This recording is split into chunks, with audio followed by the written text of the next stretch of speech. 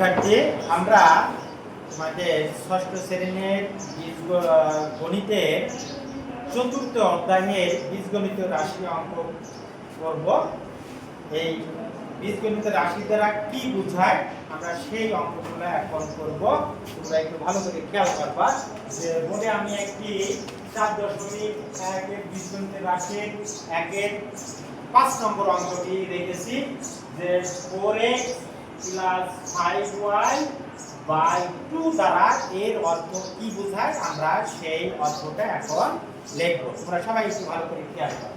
তাহলে দেখো এখানে 4x + 5y / 2 এর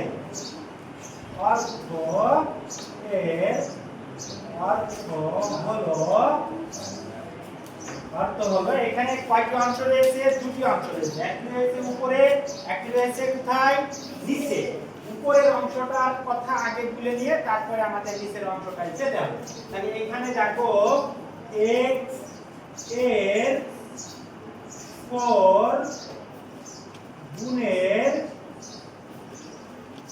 x এর 4 গুণ ও y এর 5 গুণের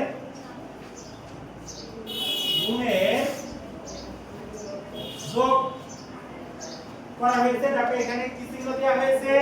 যোগ করা হয়েছে। যোগ ফলের এই যে 2 নিচে রয়েছে মানে 2 দিয়ে কি করা হয়েছে? ভাগ করা হয়েছে। ভাগ করলে কি হয়ে যায়? 2 দিয়ে ভাগ করলে কতটুকু হয় বলতে পারো তোমরা? অর্ধেক হয়। যোগফলের অর্ধেক। এটা হলো যোগফলের কতটুকু? অর্ধেক। তাহলে দেখো এটার অর্থ হচ্ছে বলছে 4x + 5y / 2 এর অর্থ হলো x এর 5 গুণ ও y এর 4 গুণের যোগফলের অর্ধেক বোঝায়। তাহলে কি তোমরা এটা সবাই বুঝতে পেরেছো যে এটা আমাদের এটা যোগফলের কতটুকু? অর্ধেক, তাই তো? ধন্যবাদ সকলকে।